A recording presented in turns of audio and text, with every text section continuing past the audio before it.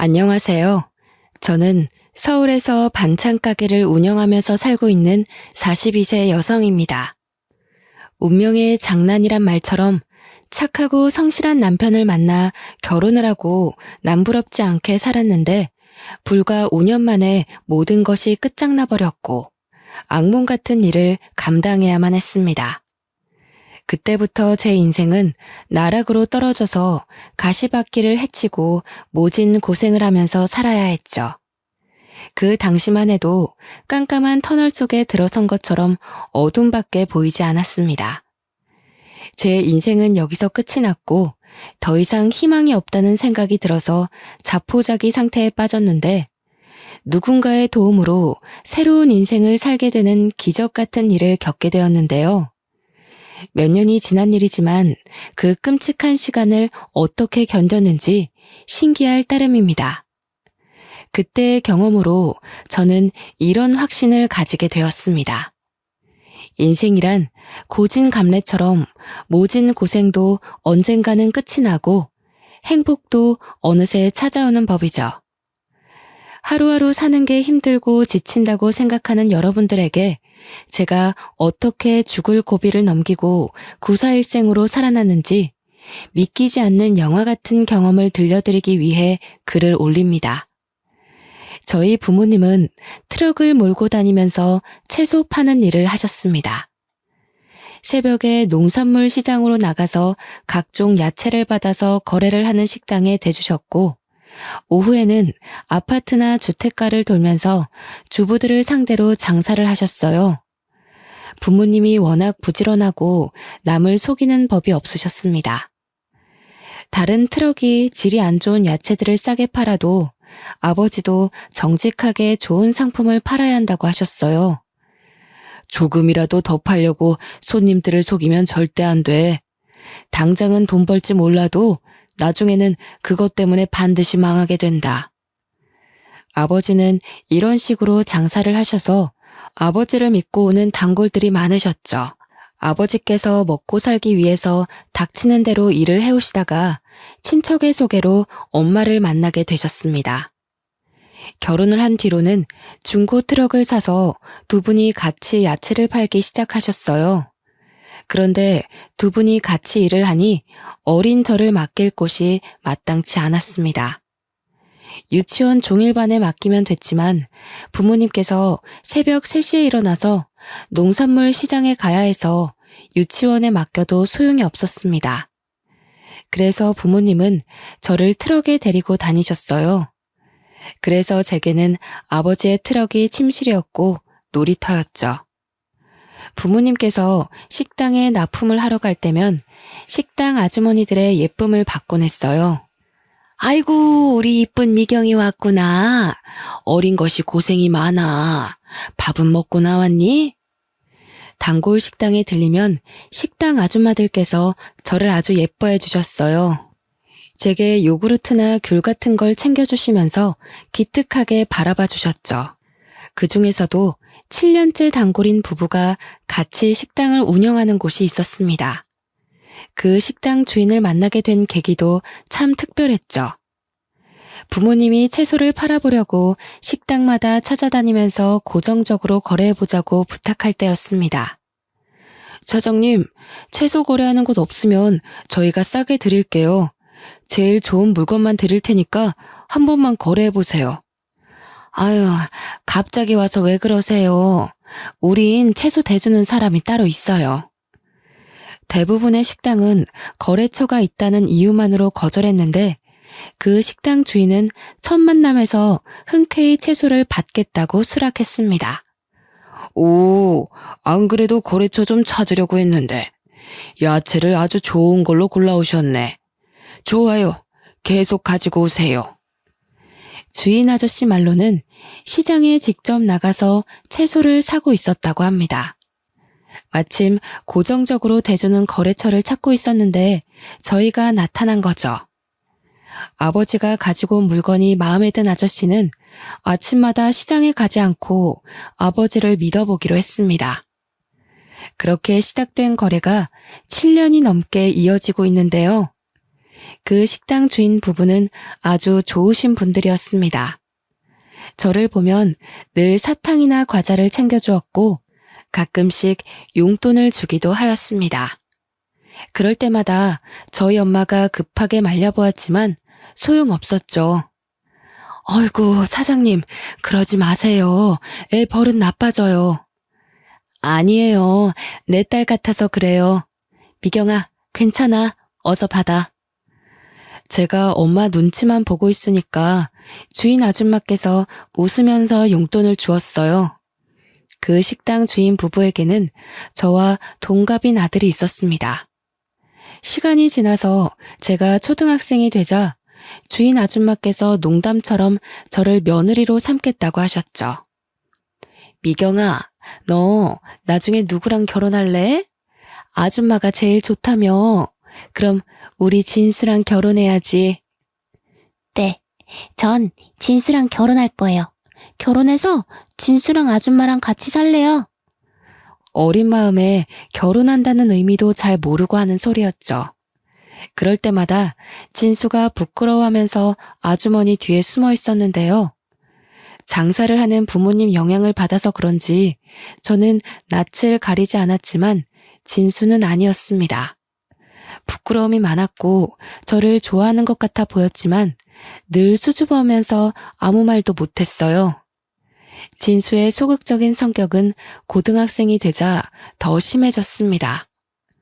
나이를 먹을수록 서로 마주쳐도 피하는 지경에 이르자 제가 먼저 다가가 보려고 노력했습니다. 진수야, 요즘 톡 못 봤는데 잘 지냈어? 오랜만에 마주쳤길래 제가 웃으면서 진수에게 인사를 했죠. 그런데 진수가 얼굴을 붉히면서 도망가 버렸습니다. 그 모습을 본 아줌마도 어이없는 표정을 지으셨는데요. 어이구, 사내 놈이 저렇게 숫기가 없어서 어째. 진수야, 오랜만에 네 여자친구 왔는데 왜 그러냐? 같이 밥이라도 함께 하자고 해야지. 주인 아줌마는 농담 반 진담 반으로 저를 며느리로 점찍어 두고 있었습니다. 고등학생이었지만 방학이 되면서 몸이 불편해진 엄마를 대신해 제가 아버지를 따라다니고 있었거든요. 오래 본 사이이기도 하고 그 모습을 예쁘게 봐주셔서 절 볼 때마다 진수랑 사귀라고 하셨죠. 어른들한테 잘 보이려고 아버지를 따라다닌 것은 아니었습니다. 저도 아버지 뒤를 이을 생각이 있어서 고등학교를 졸업할 쯤에 이야기하였습니다. 아빠, 나 대학 갈 생각 없는데 아빠 대신 장사하면 안 돼? 나도 채소 고르는 법은 다 알아. 뭐? 말도 안 되는 소리 하지 마. 전문대라도 갈 생각을 해야지. 20살도 안 된 기집애가 장사는 무슨 놈의 장사야? 아버지는 제 말을 끝까지 들어보지도 않고 안 된다고 하셨어요. 하지만 저는 매일같이 고생만 하는 부모님이 너무 안쓰러워서 편하게 대학에 갈 수 없었습니다. 대학 등록금을 생각하면 제가 장사를 하는 게 더 속 편했거든요. 더군다나 공부에 관심이 없기도 하였습니다. 고등학교를 다닐 때만 해도 매일 수업 듣고 숙제를 하는 게 지겨웠습니다. 이해도 안 되는 수학 문제를 풀거나 영어 단어를 외워야 하는 것 자체가 싫었죠. 그래서 대학에 가서 그 짓을 또 몇 년간이나 하느니 운전면허를 따서 아버지 대신 장사를 해볼 생각을 했던 겁니다. 저는 몇 번이나 아버지에게 공부보다 장사가 내 적성에 맞다고 이야기했습니다. 그랬더니 결국 아버지께서 포기하시고 대학 진학 대신에 장사를 배워보라고 하셨습니다. 그래, 우선 면허부터 따라. 아버지가 한 번 했다면 장사하는 법 가르쳐 줄게. 아버지는 제가 운전면허를 쉽게 따지 못할 거라고 생각하셨나 봐요. 제가 한 번에 면허를 따버리니까 갑자기 한숨을 쉬시면서 물어보시더라고요. 미경아, 공부가 그렇게 하기 싫으니? 평소엔 책상에 앉아있지도 않더니 면허 따라고 하니까 하루 온종일 앉아있는 거 보고 놀랬다. 당연하지. 공부 말고 장사하면 누구보다 잘할 자신 있어. 그리고 아버지 몸도 안 좋잖아. 얼른 나한테 장사하는 법 알려주고 아버지도 쉬어. 얼마 전부터 아버지의 허리 디스크 증상이 악화되던 찰나였습니다. 오래 앉아있지 못하셨고 무거운 물건도 들지 못했어요. 그래서 누군가 옆에서 도와줘야 했죠. 엄마도 무릎이 좋지 않은 상태라서 저밖에 나설 사람이 없었는데요. 제가 면허도 한 번 했다고 아버지를 열심히 도와드려서 그런지 아버지께서 제 대학 이야기를 더 이상 꺼내지 않으셨습니다. 그리고 트럭으로 운전 연수를 시켜주셨죠. 아버지께 트럭 운전을 배운 지 한 달이 지나자 저 혼자 운전할 실력이 되었습니다. 아버지도 저를 믿고 운전대를 완전히 넘기셨어요. 배우는 게 빠르네. 네 말대로 넌 장사꾼 체질인 것 같다. 그치? 내가 뭐라 했어. 나 대학 가면 큰일 날 뻔했다니까. 아버지께 인정받게 되니까 신이 나서 더 적극적으로 장사를 했던 것 같습니다. 그래서 그 뒤로 아버지를 대신해서 제가 채소 장사를 하게 되었어요. 단골 식당 주인들은 모두 저를 알고 있어서 장사는 매우 수월했죠. 대부분 아주 기특하다고 칭찬을 해주셨지만 주택가를 돌다가 처음 채소를 사러 온 아주머니들은 새파랗게 어린 제가 혼자서 장사를 하는 걸 보고 놀라셨어요. 어머, 사장님이 젊으시네. 아니, 사장님이 따로 계신 건가? 아니요, 제가 주인이에요. 아버지랑 하다가 물려받았어요. 세상에, 어린 나이에 참 대단하네. 제가 어리기도 하고 여자라서 그런지 주목을 많이 받았죠. 아주머니들도 어린 여자 사장님이라 오랫동안 기억하고 있는 눈치셨어요. 오랜만에 들린 동네가 있었는데 야채가 싱싱해서 기다리고 있었다고 하더라고요. 제가 그렇게 장사꾼으로 자리 잡아가는 사이에 진수는 대학교를 졸업하고 직장에 취직하게 되었어요. 어느 날 진수의 식당에 찾아갔더니 주인 아주머니께서 저를 부르시더라고요. 미경아, 잠깐만 앉아라. 내가 할 말이 있다. 주인 아주머니의 표정이 심상치 않아서 들고 온 야채 상자를 내리고 바로 식탁에 앉았습니다. 제가 실수를 한 걸까 싶었는데 아주머니께서 아주 뜻밖의 말을 꺼내셨어요. 미경이 너도 이제 25살이지? 네, 맞아요. 사귀는 남자는 있니? 아니요, 장사하느라 남자 만날 시간도 없죠. 그런데 그건 왜 물어보세요? 그럼 우리 진수랑 영화 보고 밥 좀 먹고 와라. 네? 갑자기요? 영화랑 밥은 왜? 아니, 진수 이 녀석이 너 좋아하는 것 같은데 끝까지 아니라는 거 있지? 그러면서 너 언제 오냐고 물어보고 어디서 장사하냐고 물어보는데 지겹다 지겨워. 진수가 그랬다고요? 저만 보면 피하는 것 같았는데 설마요. 에이, 내가 용돈 줄 테니까 네가 영화 보러 가자고 해봐라. 진수 그 녀석 좋다고 해볼래 할 거다. 남들이 보면 당혹스럽고 이상한 상황일 수도 있었지만 저는 이번에 진지하게 만나볼까 하는 생각도 들었습니다. 오래전부터 진수에게 호감이 있었고 어릴 때만 해도 진수랑 자주 돌아다녔거든요. 근데 나이를 먹어갈수록 진수는 절 불편하게 생각하는 것 같아서 거리를 두고 있었습니다. 이제 생각해보니 진수도 절 좋아하게 돼서 쭈뼛거렸던 것 같네요. 그래서 저는 남편과 약속을 잡아서 영화를 보았고 본격적으로 연애를 시작하게 되었습니다. 정식으로 만나자는 말이 나오자 역시나 남편이 절 오랫동안 좋아하고 있었다는 말을 꺼내더라고요. 예전부터 너 좋아하고 있었는데 쑥스러워서 말 못했어. 내가 남자답게 먼저 밥이라도 먹자고 하는 거였는데 끝까지 못하겠더라. 남편은 호감을 가지고 있었지만 제게 말을 걸지 못해서 갈팡질팡하고 있었나 봅니다. 그 사실을 알고 있던 시어머니께서 다리를 놔주신 거죠. 저희들은 어릴 때부터 알고 있어서 사이가 급격하게 가까워졌습니다.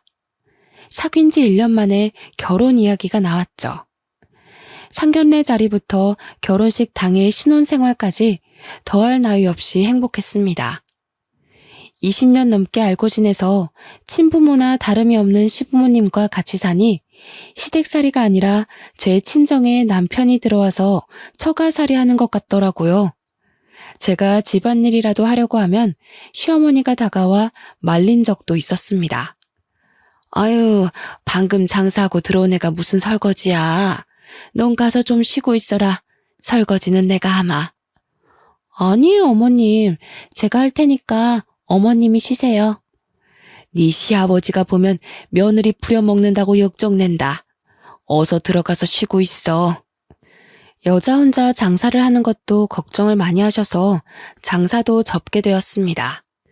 시부모님의 식당 일을 돕게 됐는데 장사 일보다 수월했어요. 저를 언제나 딸같이 챙겨주시는 것은 물론 야채 파는 일보다 돈을 많이 벌었으니까요. 식당을 찾아오는 손님도 많고 정신없어서 점심 장사가 끝나고 잠깐 한가해지면 시어머니는 한사코 저를 쉬게 만드셨습니다. 시아버지도 제가 일하는 걸 볼 때마다 이렇게 말씀하셨죠. 아가, 시애미는 뒀다가 무엇에 쓰려고 그래? 그냥 시애미가 하게 둬라. 아버님, 어떻게 어머님한테 시키겠어요. 당연히 제가 해야죠. 제가 끝까지 테이블 닦는 일을 하고 있으니까 시아버지가 시어머니를 불러서 시키셨어요. 남들은 시집살이 때문에 힘들어 하던데 저는 결혼 후가 훨씬 더 편했습니다. 천국에서 사는 것처럼 편하고 행복했죠. 남편도 제 속을 썩이지 않았습니다.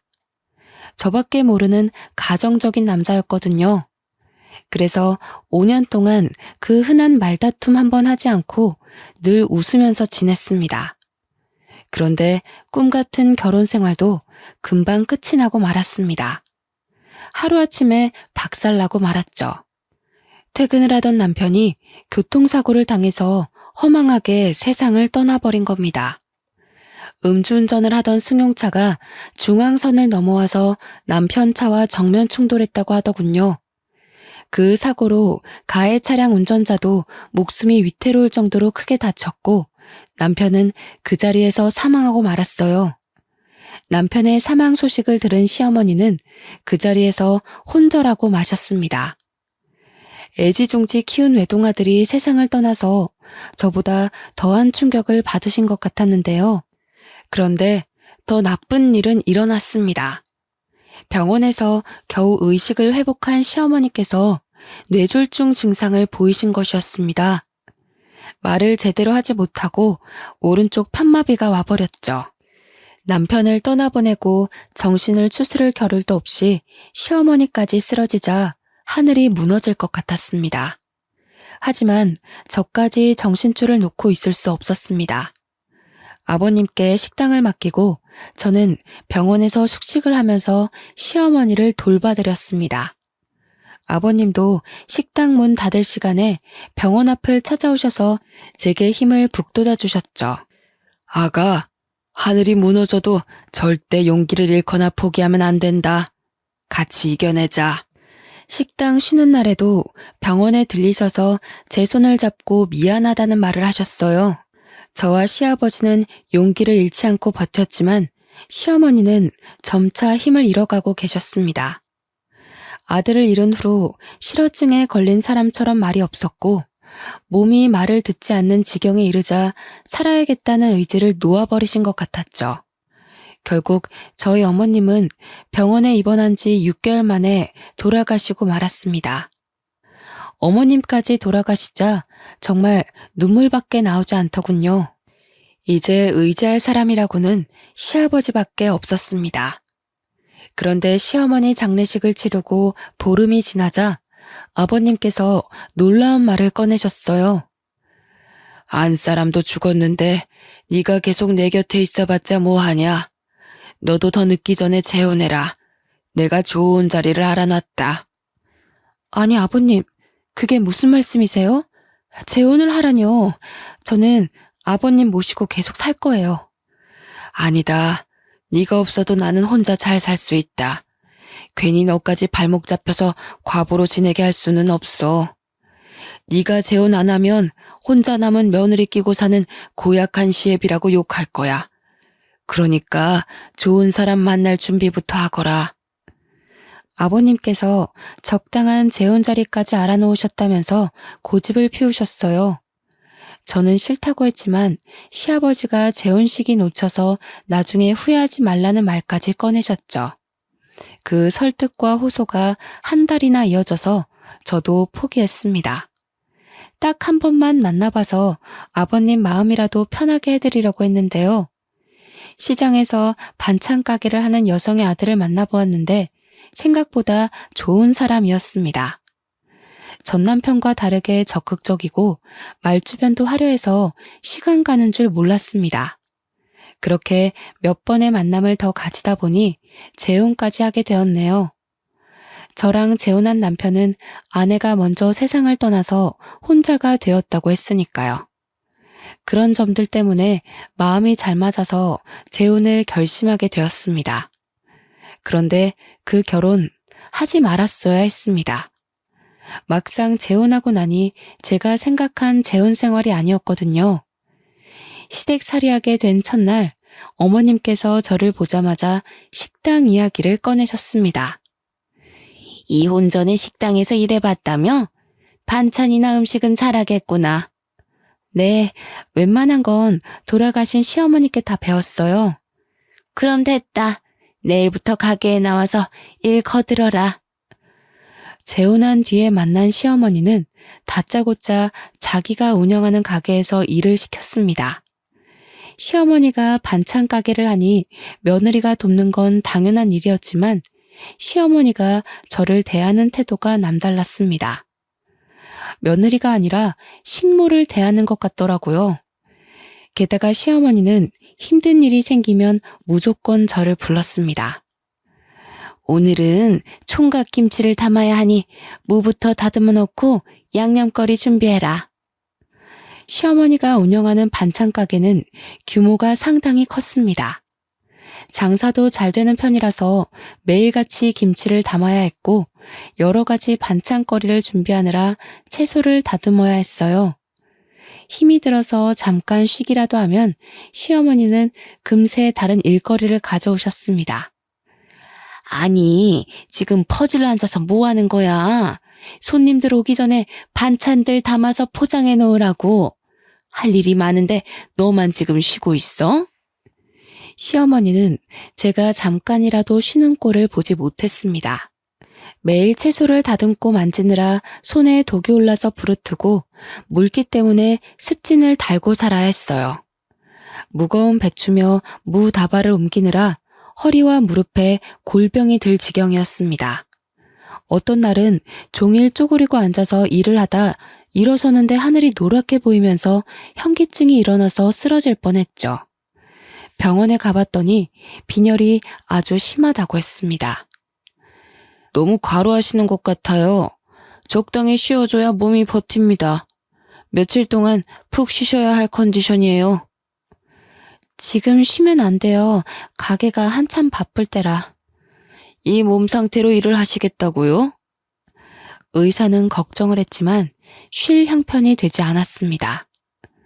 제가 몸이 좋지 않다고 말해보았지만 시어머니께서 갑자기 일하시는 아주머니들을 전부 다 내보내는 거 있죠?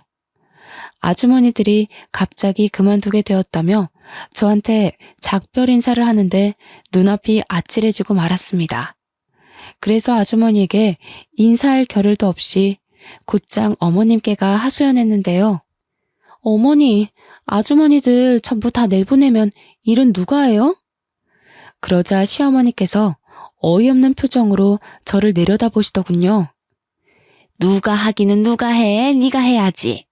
멀쩡한 일꾼 놔두고 왜 돈 아깝게 사람을 쓰니? 안 그래도 자르려고 했는데 네가 하도 엄살 피우길래 며칠 더 데리고 있었던 거다.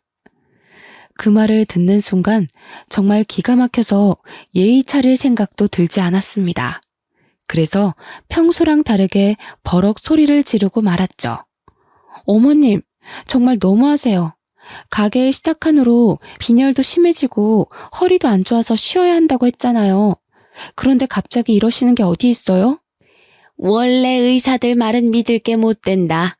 돈이나 벌려고 멀쩡한 사람 환자로 만드는 것들이야. 딱 봐도 아파 보이지도 않더만. 왜 엄살이야? 잔말 말고 어서 시킨 일이나 해. 시어머니는 제가 아프고 힘들어서 죽을 것 같다고 해도 꾀병 부리지 말라고 하셨습니다. 그래서 혼자서 산더미처럼 쌓인 야채를 다듬고 양념을 해서 장사 준비를 해야 했죠. 아침 일찍 가게 문을 열고 채소를 다듬을 때마다 눈물이 저절로 쏟아졌고 시아버지 생각이 절로 들었습니다. 결국 참지 못하고 시아버지께 전화드린 적도 있었는데요. 얘야, 많이 힘들지? 그래, 얼마나 고생이 많겠니? 그렇지만 여자들 시집살이가 원래 그런 거야. 참고 견디거라. 그리고 이제부터 나한테 전화하지 말거라. 내가 네 치납이면 어찌해주겠는데 나도 남의 집 사정 끼어들 수도 없다. 기댈 곳이 시아버지뿐이라서 연락한 건데 이렇게 차갑게 나오시다뇨. 제가 자주 연락드려서 그런 거냐고 조금만 전화하겠다고 사정해도 아버님은 차가우셨습니다. 그리고 며칠 뒤에 다시 전화를 해봤지만 없는 번호라는 안내 멘트가 나오더군요. 아버님께서 아예 전화번호도 바꾸고 저와 연락을 끊어버린 겁니다. 혹시나 하는 마음에 시아버지가 운영하던 식당에 찾아가 봤는데 주인이 바뀌었더라고요. 시아버지는 저 몰래 식당을 처분하신 것 같았습니다. 아버님과도 인연이 끊어졌다고 생각하니 기운이 쭉 빠졌습니다. 이제 별 방법도 없었죠. 시어머니의 구박을 억지로 견디면서 살아야 했는데요. 그러다 남편이 제게 거짓말을 했다는 사실을 알게 되었습니다. 남편의 전처가 갑자기 세상을 떠난 걸로 알고 있는데 그게 아니었어요. 남편은 전처와 이혼을 하고 갈라섰던 것이었습니다. 시어머니와 남편이 둘이 속닥거리는 소리를 듣고 잠자리에 들기 전에 남편에게 물었죠. 당신 나한테 거짓말한 거 있지? 전처랑은 사별한 거라면서 아까 어머님이랑 한 이야기는 도대체 뭐야? 뭐? 설마 몰래 엿들은 거야? 이제 와서 그게 무슨 상관이야? 사별한 거나 이혼한 거나 매한가지 아니야? 그게 어떻게 똑같아? 왜 이혼한 건데? 이상한 이유로 이혼한 거야? 나한테 왜 거짓말한 건데? 이상한 이유로 이혼한 거 아니야. 사실대로 말하면 왜 이혼했는지 물을 거잖아. 그래서 그냥 전처가 죽었다고 한 거야. 아니, 그러니까 왜 이혼한 거냐고. 좋게 말할 때 이야기해. 어머님까지 다 깨우기 전에. 제가 끝까지 물고 늘어지니까 남편이 전처가 바람이 나서 갈라선 거라고 이야기했어요. 그런데 재혼을 할 때 그런 사정을 구구절절 설명하기 귀찮아서 거짓말한 거라고 하더군요. 하지만 남편의 거짓말은 여기서 끝난 게 아니었습니다. 남편이 그동안 사업을 한다고 했지만 알고 보니 백수 건달이었죠. 제게 주는 생활비도 날마다 시어머니를 통해서 돈을 타오던 것이었습니다. 남편이 평소처럼 출근한다고 해놓고 나갔는데 핸드폰을 놔두고 갔길래 급히 남편을 따라간 적이 있었습니다.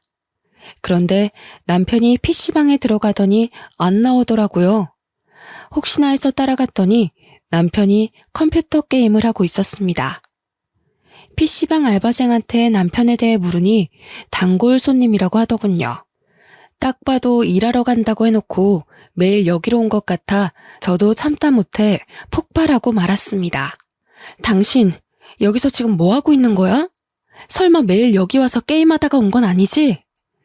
내가 무슨 거짓말을 했다고 그래. 지금도 사업 준비 중이야. 여기는 어쩌다 한번 온 거라고. 그럼 나한테 말을 해야지. 당신 이혼도 그렇고 도대체 왜 날 속이는 거야? 백수면 백수라고 솔직하게 말해야지. 왜 사업가 행세를 했냔 말이야. 엄마한테 돈 조금씩 받아서 투자하고 있었어. 아무것도 모르면서 따지고 들지 마. 지금 그게 중요해? 날 몇 번이나 속인 거냐고 따지는 거잖아. 당신 이거 말고 속인 거 있어? 좋게 말할 때 다 불어. 아이고, 그래. 나 백수라고 다 떠들고 다녀라. 동네 사람들 다 알겠다. 나 백수라고 소문내서 속이 시원하냐? 조금만 기다려봐. 곧 준비하고 있는 사업 대박 나면 너 같은 것도 얄짤 없으니까. 남편이 저한테 삿대질을 하면서 오히려 큰 소리를 치길래 저도 목소리를 높였죠. 결국 알바생에게 쫓겨나고 집으로 돌아왔지만 남편은 나아지지 않았습니다. 1년이 지나도록 남편이 준비한다는 사업은 시작도 하지 못했는데요.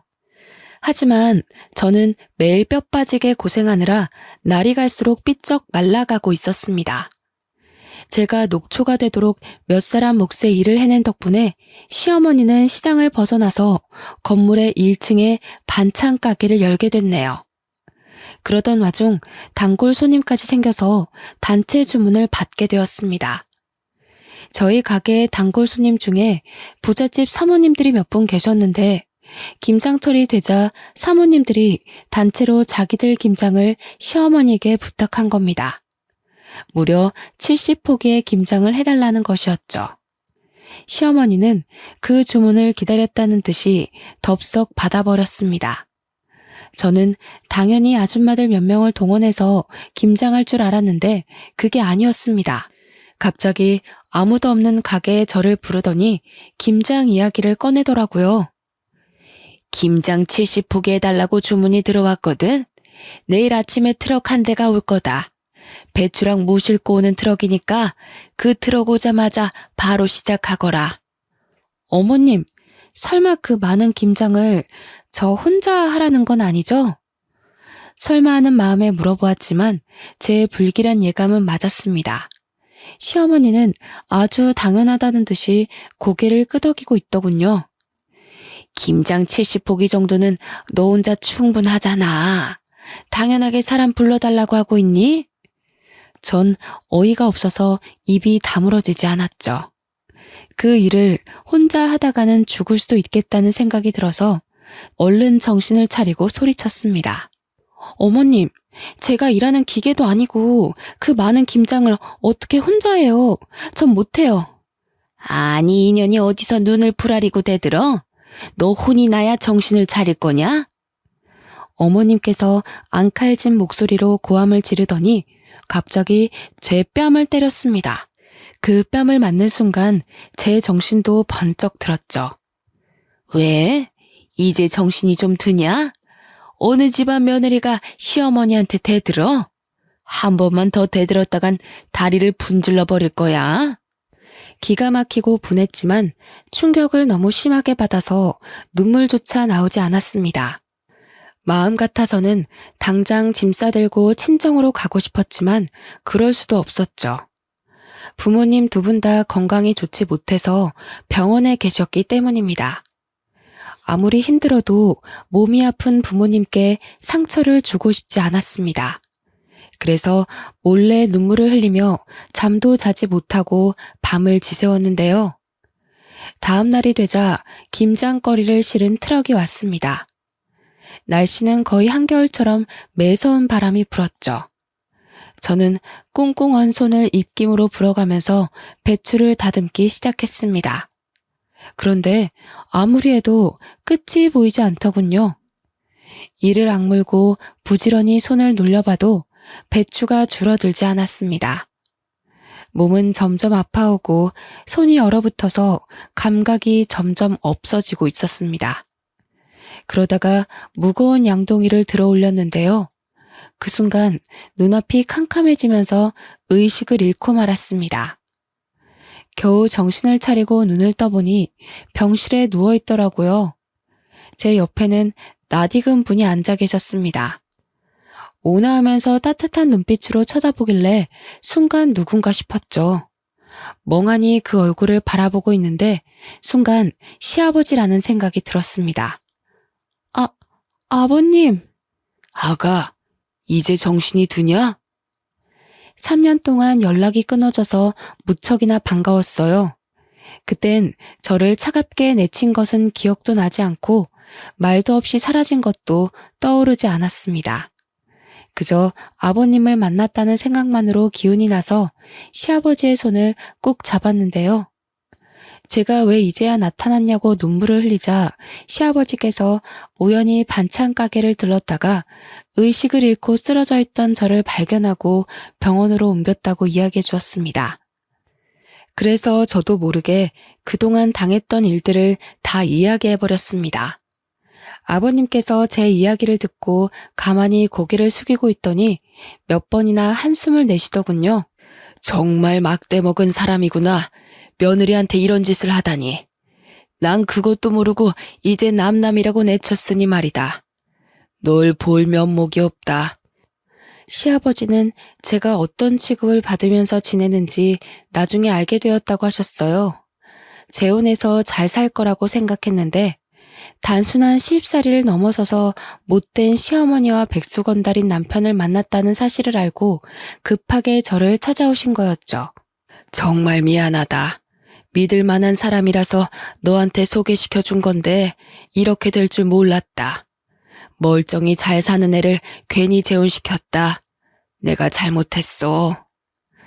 아버님께서 눈물을 흘리시길래 저도 같이 눈물을 흘렸습니다. 그날 하루 온종일 울었던 것 같네요.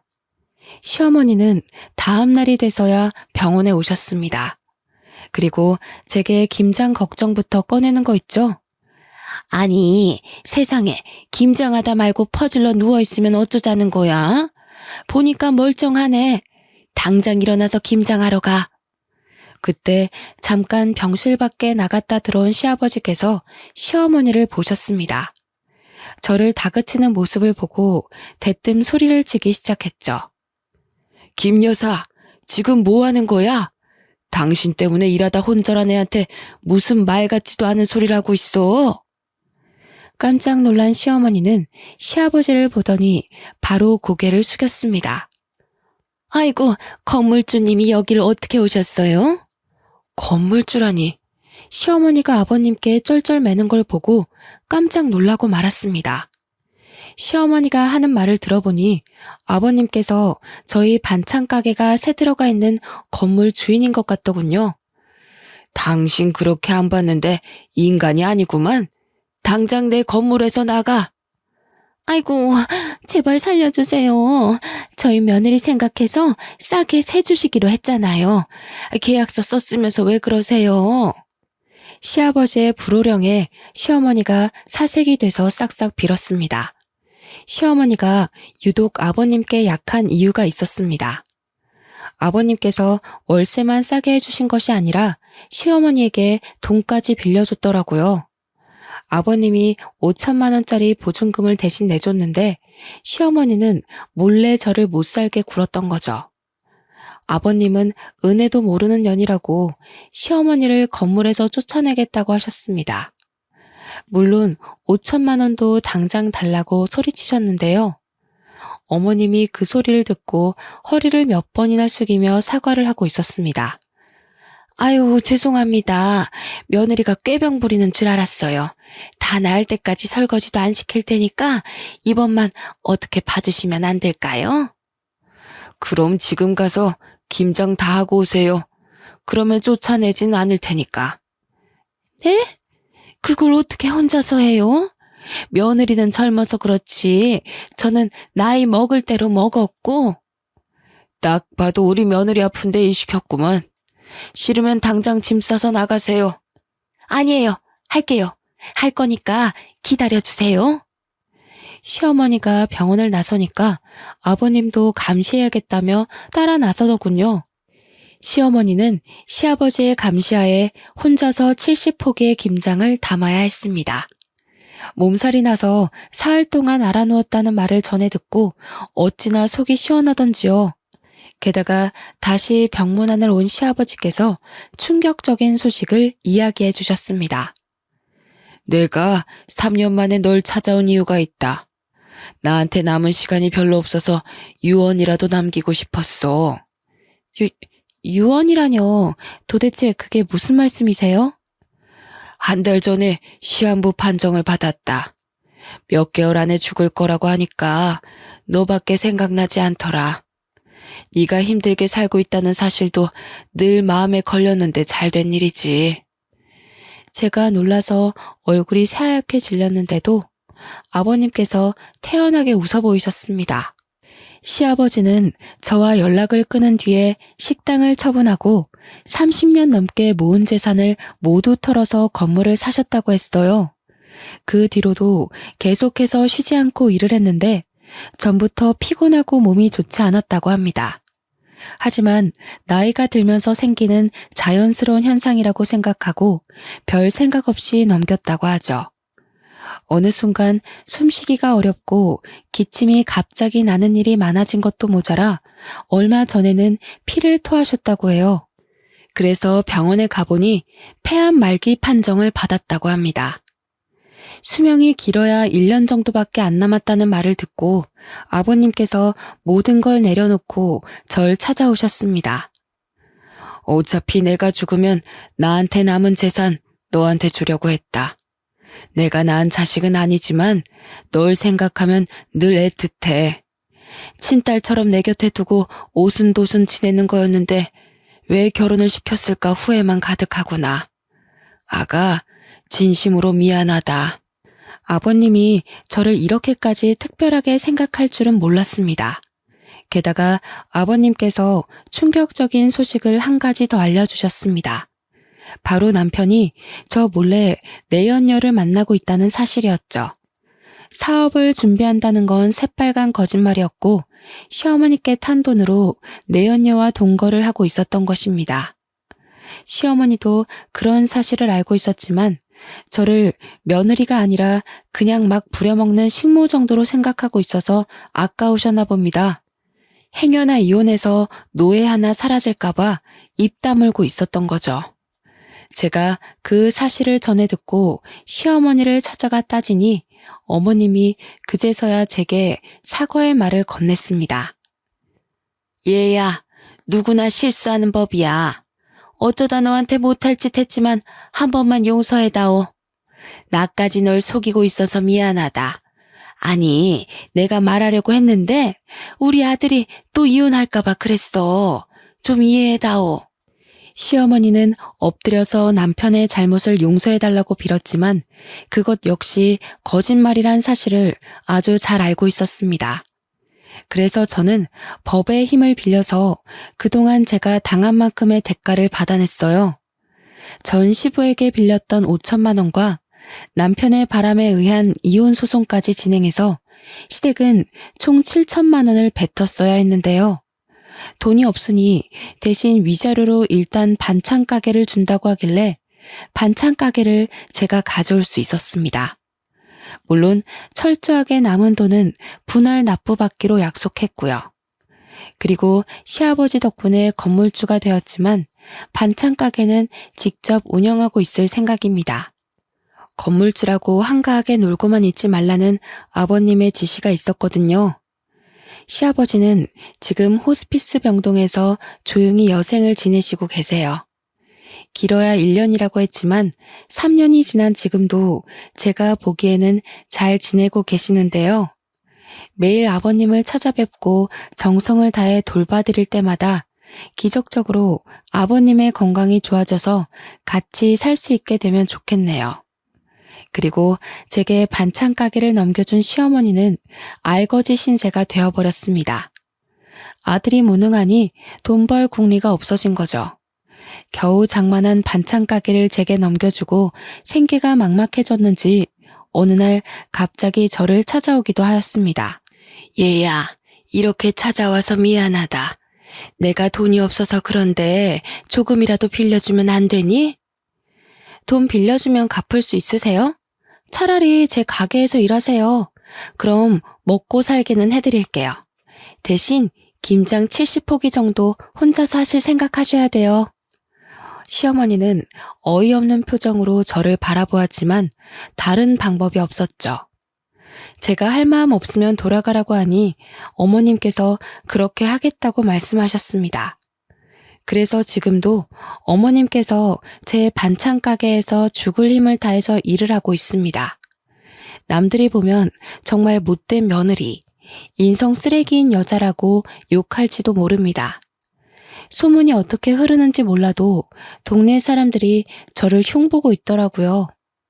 그래서 제가 직접 가서 그동안 제가 어떤 수모를 겪었는지 전부 다 이야기해 주었습니다. 그 뒤로 동네 사람들이 어머님을 보는 눈빛이 달라졌습니다. 어머님도 그 사실을 눈치챘는지 어느 날은 모자를 푹 눌러 쓰고 오시더군요. 실컷 복수해서 그럴까요? 이제는 어머님한테 연민만 남아 있습니다. 골골대면서 일하시는 게 다 보여서 조금씩 할 일을 줄여드리고 있죠. 어머님이 아예 쓰러지실 때까지 일을 시키면 저도 똑같은 여자가 될 테니까요. 시어머니도 고마웠는지 웬일로 집에서 반찬을 만들어서 제게 준 적도 있습니다.